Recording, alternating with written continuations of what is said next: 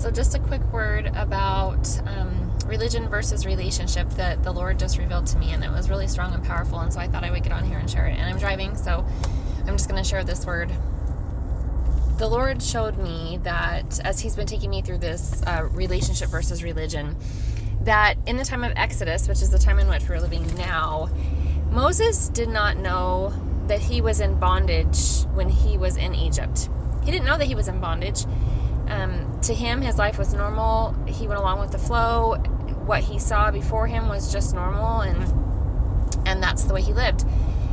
And it wasn't until he was released from that and went into the wilderness that he saw the truth about the life in which he had been raised in, that it was the evil that had been done around him that he didn't even know existed. So when God came to him and asked him to get his people out of bondage, and showed him, and explained to him, you have a choice, but if you choose not to fulfill what I need you to fulfill, your people will remain in bondage. And that's literally where we are in the world today.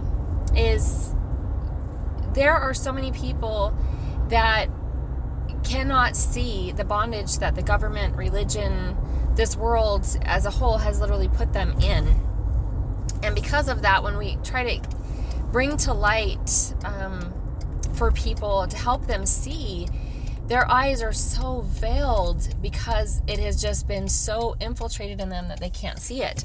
And like Moses, it takes the Lord pulling us out and showing us from an outside view of what it actually looks like. And it's hard to do that because we want to hold on to our roots of the world, as I guess is a good way to put it. And so until we allow the Lord to pull us out and we soften our hearts and allow Him to show us the truth of the bondage that we've actually been in, we will remain in that bondage. And right now, the Lord is preparing a mighty exodus for His people from the bondage of what this world has created. But if we are not willing to soften our hearts to His Spirit, open our minds so that He can renew our minds, because our minds have to be renewed from all the damage that's been done from the world,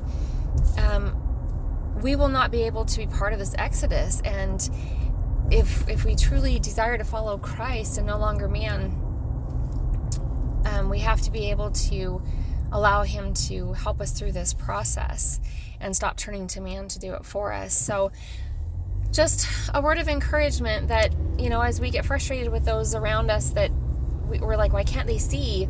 Well, we once couldn't see either. And the prime example is literally Moses. He couldn't see when he was in Egypt. And neither could we until, by God's amazing grace, He pulled us out of it.